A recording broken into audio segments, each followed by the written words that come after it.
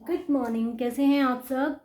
Hopefully आप लोग बहुत अच्छे होंगे और घर पर बैठकर लॉकडाउन के नियमों का पालन कर रहे होंगे और साथ में खूब सारी पढ़ाई भी।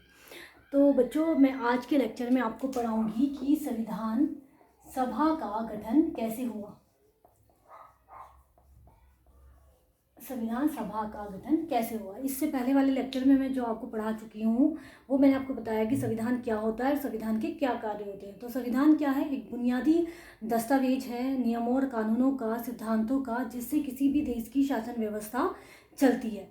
तो भारत के संदर्भ की बात करें या भारत की बात करें तो भारत में संविधान सभा का गठन कैसे हुआ। तो भारत में संविधान किसने बनाया? संविधान सभा ने। भारत में संविधान किसने बनाया, ये प्रश्न पूछा जाता है। तो भारत में संविधान का गठन संविधान सभा के द्वारा किया गया। तो अगर मैं संविधान सभा की हिस्ट्री की बात करूं, इतिहास की बात करूं, तो सबसे पहले 1922 में महात्मा गांधी ने कहा कि भारत अपने भाग्य का फैसला स्वयं करेगा। तो कहीं ना कहीं इस वाक्य में यह बात अंतर्निहित थी कि भारत अब अपने नियम कानून स्वयं बनाना चाहता है। इसके बाद 1928-29 में नेहरू रिपोर्ट में भी संविधान सभा की बात की गई। 1940 में अगस्त प्रस्ताव में भी संविधान सभा के गठन की बात की गई।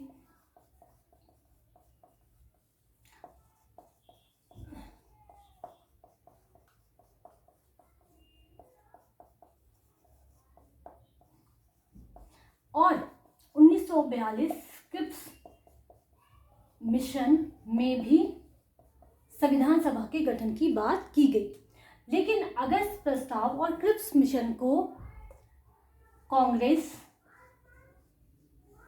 और मुस्लिम लीग, इन दोनों ही राजनीतिक दलों ने या दोनों ही संगठनों ने क्या कर दिया, इसकी जो सिफारिश थी कि संविधान सभा का गठन किया जाए और संविधान सभा कैसी होगी, जो भी इन्होंने प्रस्ताव रखा उसको कांग्रेस और मुस्लिम लीग ने कैंसिल कर दिया। इसके बाद आता है 1946 में, मई 1946 में कैबिनेट मिशन।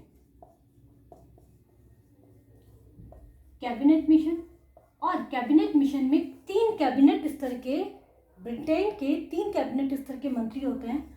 अलेक्जेंडर,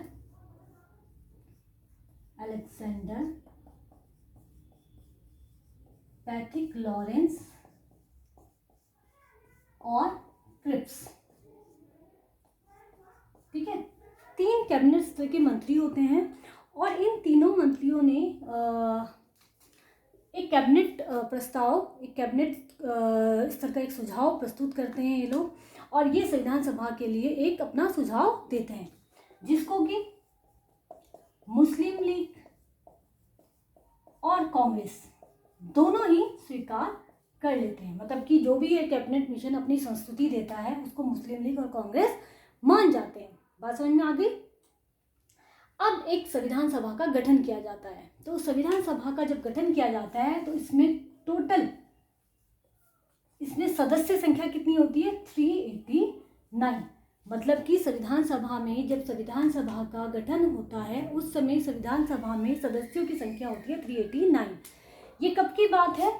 पहली बैठक होती है 9 दिसंबर 1946 को। ठीक है, 1946 को संविधान सभा की पहली बैठक होती है, जिसमें कि इसमें सदस्य संख्या 389 निर्धारित की जाती है। 389 में से 292 सदस्य ब्रिटिश प्रांत से होते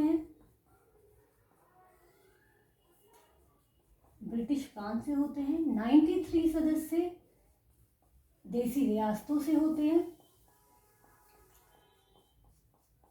और 4 सदस्य कमिश्नरीज से होते हैं। ठीक है, तो जो ब्रिटिश प्रांत है, मतलब जहाँ पर डायरेक्ट जो जिनका शासन जो है ब्रिटेन के द्वारा चलाया जा रहा था। देसी रियासतें मतलब जहाँ पर राजा के माध्यम से जो ब्रिटेन की सरकार थी, अंग्रेज सरकार थी, वो शासन चला रही थी। और कमिश्नरीज मतलब केंद्र शासित प्रदेश। ठीक है, तो 9 दिसंबर 1946 को ये पूरा आंकड़ा होता है, ये पूरा डेटा होता है। इतने सदस्य हैं, इससे इतने हैं, ब्रिटिश प्रांत से 292 हैं, देसी रियासतों से 93 हैं और कमिश्नरीज से 4 हैं।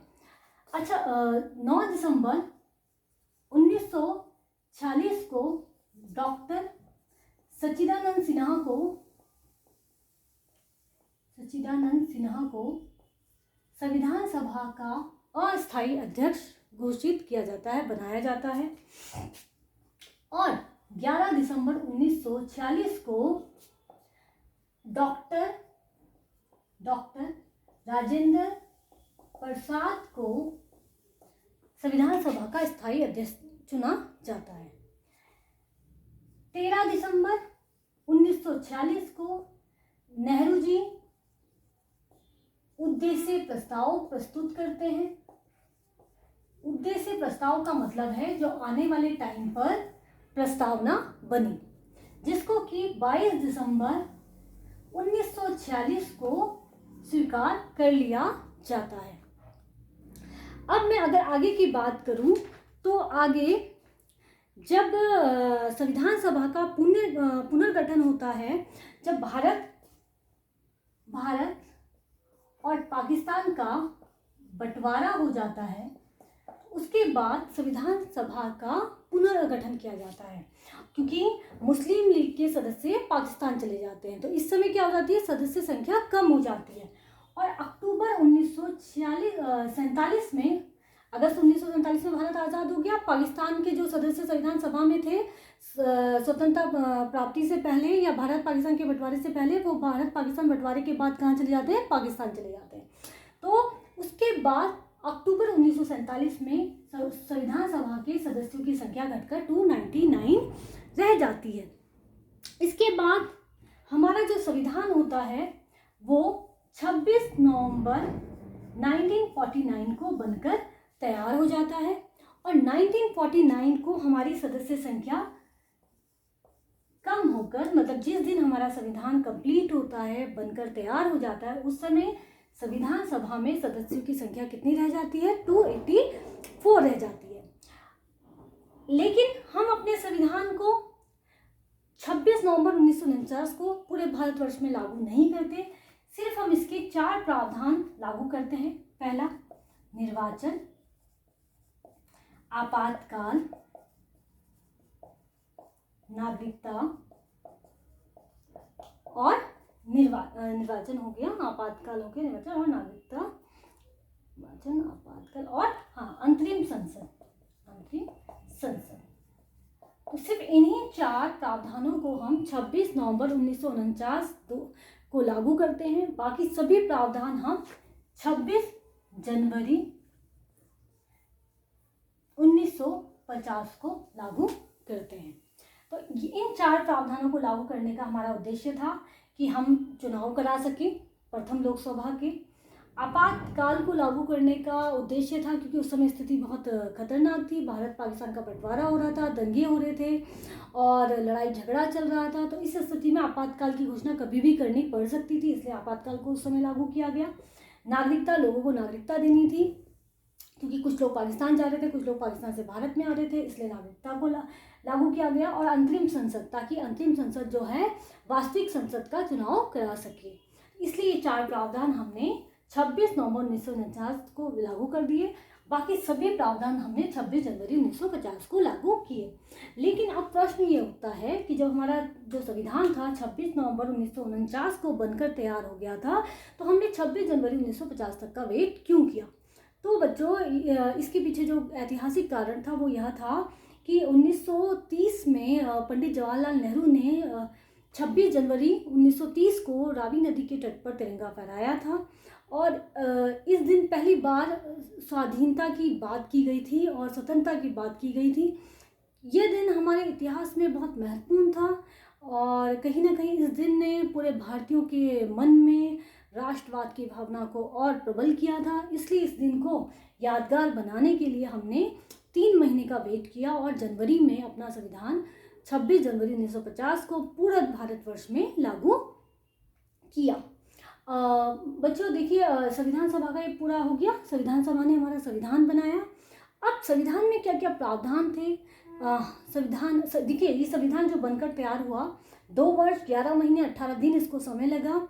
और इस संविधान में क्या क्या संवैधानिक प्रावधान है हम अगले वाले लेक्चर्स में देखेंगे।